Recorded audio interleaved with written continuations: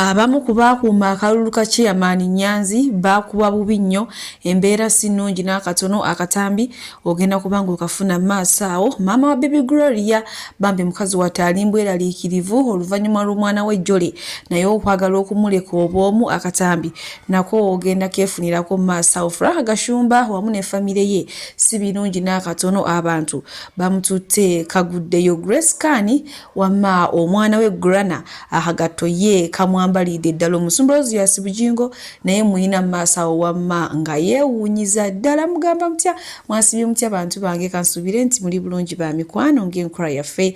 Mbasaba video eno mugimpe like era nensaba gwe wenna atanaba kusubscribinga wano ku Suvia News Extra nti mukwano subscribinga era onyigene mu notification bell emesubwanga byonna byemba nteekayo wano ku Suvia News Extra. Nyinga kusabirako mu mwenna abalwadde abakosefu nti nsaba ekisa kya Mukama ate kibatuukeko ba mikwano. Suvi Airport Pickup and Transport Service bannange tukola ku service yenna. Oyagala genda mu kyalo, oyagala kujja mu kyalo, oyagala kugenda ku pate ku mikolo, oyagala yonna gy'oyagala bannange, oyagala kutwala ku kisaawe, oyagala kujja ku kisaawe, bamaama ab'ebweru, bataata abawangalira ebweru, bannange mumpagire okiwulidde ekintu ekyo. So bwe nkongerayo ewa maama wa Baby Gloria ono nno mukazi wate alimbweraliikirivu nnyo era akatambi kalina maaso awo ng'alumye ogwa wansi ne waggulu ng'abuulirira omwana we Jolly ng'amugamba nti mukwano saagala ondeke ku luggya, okyali mwana muto, emyaka 19, emyaka egyo giba teginnatuuka ku yadde okulingirizaako mu bufumba. Tisiko lindako oweza emyaka 23 era gye bisembedde ng'agamba agenda kugula embwa ey'okubiri esobole okuuma ono omwana paka wanaawoleza emyaka 23. Akatambi katukalaba ati tweyongereyo. Balina otandika okutunulira ng'oli awo 23 ye naye kati this time nja kufumita amaaso, ngenda kwongerako embwa. Teri kuva wano, saagala kuntwalako kaana kange. Kasi ate nako temukatwala, temukatunuulira. Kano nina okubeera nako wano ne kankuuma. Balina okukuuma mami. You're 18.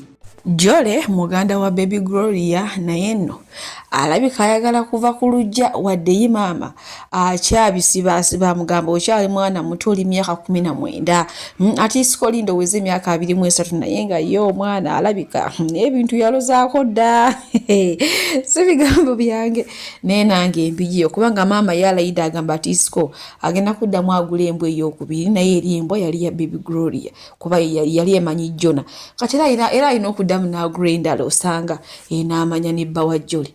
Kale mwanange bwe tweyongerayo abantu bo banyiivu bya nsuso. Olunaku olw'ejjo omwami Frank Gashumba yagenze na postinga famire ye nga woolabaawe mukyala we wamu n'omwana waabwe nga woolabaawo. Naye munange abantu baagambye kati ddala oyo omwana omutwalira mu ttuluba lya muzzukulu oba mwana we. Kagamba abantu bo bayogedde bingi ne naye balina ebigambo bayogedde eby'obuwemu kale nga babyogerako n'omwana omuto ate nze byesitagenda kusobola era saagala yadde nakubiyisa mu kamwa naye nga bambi woba ng'olinamu ekintuntu ku muzadde w'omwana vuma muzadde w'omwana ati omwana ye bimugjeemu tabimanyi yadde n'akatono era nga bamu baatandise dda n'okukozesa. Abantu balina obusungu bavumye omwana wa Frank Gashumba ne ngamba bannange tuli ku kiwano naye nga bwe nkuzaako eno ew'omusumba Rosias Bujingo munange ayina akaana takwogedde linnya kabeera nako ne munaye akaana kamusobedde kasa kabeera ewuwe katendereza nnyimba za Mukama naye mbu maama wako kasita kanona ne kamalayo emyezi 2 kakomawo kayimba nnyimba za nsi kayimba kisododo kayimba takwagala obwomulaba akaana kamusobedde. Nebaza Mukama olwa Susan Makula ayagala abantu and in particular ayagala abaana. Susan Makula ogenda okuddeka ngeri y'omuluwumula abaana 4 naye waliwo akaana ke tubeera nako in particular bwe katuvaako ne kagenda ne kabeerako ewalala emyezi ng'egi kakomawo ng'ennyimba ze kayimba situkyazitegeera. Kayimbira munne waakaawo oluyimba nga siruwulirangako. Susan Makula n'akabuuza ebyo biki by'oyimba. enkeera ne kayimbira omulala atakwagala oba omulaba atakwagala oba okola ki oba omulaba akaana kava ewaka nga kayimba Yesu ne kakomawo nga kayimba binawolovu. Omusumba Rosias Bujingo bw'atyo munnange nakati akyewuunya akaana ennyimba zino mbwe ez'ensi ze kayimba kati kasembayo nga kagamba atakwagala oba omulaba naye nga baakagato baakambazizza omwana wa Grace Kani Grana Mbuulira kuba ye Pastor Bujingo tamwatudde erinnya just agambye kaana takoogedde erinnya naye bo ba in-laws mukwano Grace Kani omwana we Grana baamwambazizza dda akagato ng'ate olabye naawe. Suvi Airport Pickup and Transport Service bakasitoma baffe abalungi nyongera okubajjukiza nti emiwendo gyo twagisaliddeko ddala nga woolabaawo ate nsiiba nki bagamba nti bookinga Suvi Airport Pickup and Transport Service mukwano nze siseererako ddala. Oyagala kugenda mu kyalo, oyagala kukima mu kyalo, oyagala genda ku pate, oyagala genda ku birthday, oyagala kulya ku zizo, kiki oyagala okulya, oyagala kunona ku kisaawe, oyagala kutwala ku kisaawe, bookinga Suvi Airport Pickup and Transport Service. Ate badiyale wojja n'ongamba munnange ebyadala Suvi sente zo nazirabye naye ekyamazima siziwezaawo nja kusalirako oba okitegeera kati so gwe wenna atanaba ku bookinga Suvi Airport Pickup and Transport Service ono ng'ojja n'akusalira nako olinze eki mukwano bookinga Suvi tweyongere. Ray P bw'atyo munnange ayongedde okulumya abo bonna abaatokomoka omugambo omusajja mwenzi akasajja kayaaye tekayina ssente munnange ayongedde okubajjukiza nti ye gwe mwalimu erijjirako yafuuka dda biwanvu nti era kati n'abaana bazaala baayawukamu luli era azaala Bannayuganda naye nti ennaku zino azaala Bamerica era n'avaayo n'asekeerawo bonna bamugamba mbu ng'abaana wabazzaako amanga abagambye nti mukwano olunaku we lukyanga n'abasaba obuyambi temuwanga yadde n'akatono. Olunaku olwaleero omuyimbi Irene Ntale ate ngono omugole yakagattibwa wali n'omwami we era nga naye ali ku stroke empya munnange. Olunaku olwaleero bw'atyo awezezza emyaka 37 weddu bannange ekyamazima Irene Ntale ye abadde yeekuumye emyaka 37 nga tafumbirwa ali awo alinze musajja mutuufu. So abaana ab'obuwala abali mu myaka abali mu 20s biki akaliro mu kasale laba Irene Ntale yuno yafumbiriddwa n'emyezi 3 teginaakuyitawo ng'afumbiriddwa era awezze emyaka 37. So buli wogumiikiriza otuuka ku lyengedde naye nga bwenkongerayo eno abakuumi abaali bakuuma akalulu ka Chairman Nyanzi munnange baakuba bubi nnyo nnyo era nga wenjogerera embeera si nnungi yadde n'akatono ng'ate wengenda okubatuusaako akatambi maaso awo bagamba baafuna baabakuba ate ne bamala ne bateeka ne mu drone munnange ndowooza ne babakozesa ebyabwe bye baali baagala. Nga nali nkuma Chairman Nyanzi neyampa omulimu baali bamuyita fire foot soldier ku kitebe struggle nzize nzibeeramu kati twali tunoonya akalulu ali mwezo nga genda atandika kawempe kunoonyeza mu kawempe bwayise yeegatibwako Chairman Nyanzi twajjaira nga tukola kati kola olunaku okubandu erabidde twali tugenda kukolera muno kumpi n'ekitebe tugende katale k'omukalwerwe wali twatambula bulungi tugenda mu katale k'omukalwerwe kuba twali ne Chairman Serunjoji Mayor Serunjoji yaliko nga tulina Nyanzi kuba twasimbula ku kitebe nga tutambuza bigere twatuuka mu katale abantu baali bangi kati jjukira oba n'abakulembeze buli omu aba ayagala akulaga nti akola nnyo kati abamu ne batugamba mufulume akatale abantu abamu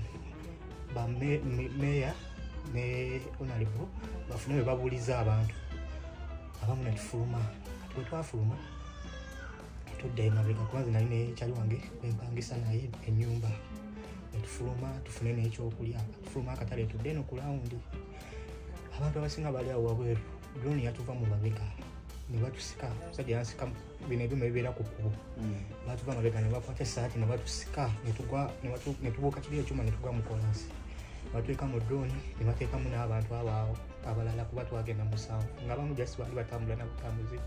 Embeera bwetyo omunange bweri era nga ye omwami akaseera kano kayitamu kakanyamberege kabi nnyo nnyini ddala talina kyeyakina kyeyeetaaga okuggyako essaala wamu n'obuyambi ate asobola okulaba nga naye addamu munnange akomawo engulu ate asobola okulabirira famire kubanga nayo gye yali agenze kunoonyaayo kasente. Munnange bwe tweyongerayo ne epasono nno avuddeyo n'avumirirwa ekikolwa abantu kye bakola eky'okubonyaabonya bannaabwe era yagambye nti yeebaza Mukama ku nsi kuno teri muntu yenna eyali amulumiza oba amukaabiza amaziga munnange naye n'atamulabako ng'akaaba bingi byayogedde sigenda kubanga ate mulaba mukamwa ng'akatambi weekali maaso awo naye nga nziramu bajjukiza Suvi Airport Pickup and Transport Service mukwano tambula nange bookinga siseera essaawa zonna nze embeera tozanyiranga ku bantu ba Katonda oba ojja kubonaabona mu nsi muno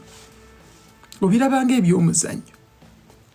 Nze teri muntu mu nsi muno yali ankoze kintu kibi ensi eno n'etamusasula tekibangawo sikirabangako in my whole life kozi ndi muntu wa Katonda. Gwolooza lwaki nze omu ku bayimbi ali kamu n'abantu njogera n'abantu bulungi I show respect nze sizanyira ku bantu ba Katonda. Katonda yamanyi ensonga lwaki abatadde omuntu awo. He has a reason. Kati ate gwe bw'ogizanyiramu something will happen.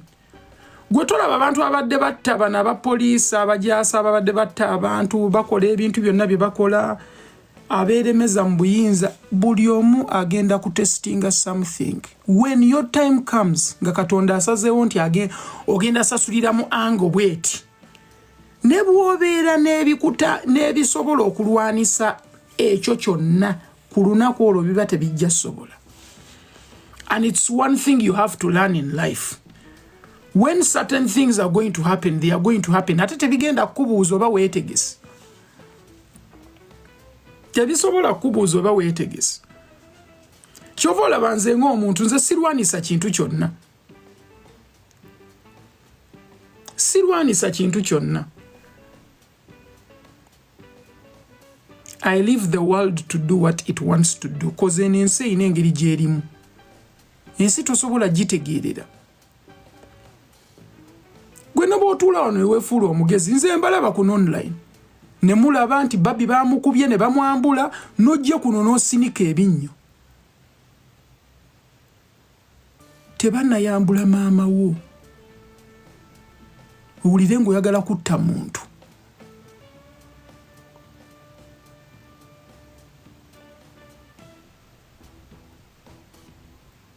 Owulire ng'oyagala gwa muntu mbulago. Kabe sister wo. I'm just being honest with you guys. Mubeere munaako obuntu. Abalungi abatuwuliriza era abatulaba olunaku olwaleero tukyaddeko ewa Sheikh Ashraf Dembe. Sebo sanyusa okubalaba amannya agange Seeka Ashraf Dembe akola ku bizibu by'enjawulo. Omuntu singa aba alina ebirwadde musomereddwa tumuwa amazzi ga lukuya nga bw'obadde ogalaba tugenda abantu ku kyoto ne twokya emizimu emibi egibabaamu n'okulomba edduwa abantu singa abeera nga ali wano atuuse sobola okumulombera edduwa ne waba atatuuse nga mpadde amannya ge naye ng'ali wala neetaase enamba yange yeeno eri 0707363711 nammwe bannyinaffe abali ebweru oyagala okuba nti oyagala okulombera ku dduwa ng'olina ebizibu viza zibuze amaka gakolongotana sente zikola zimpita mu ngalo ojja kumpeereza ekifaananyi kyo n'amannya go ebyo byokka bijja kummala nja kukulombera edduwa ojja kutereera olunaku olusembayo mu mwezi mba n'edduwa eyawamu ffenna n'abalwadde bange abakadde n'abapya. Salaamu alaikum warahmatullahi wabarakatuh.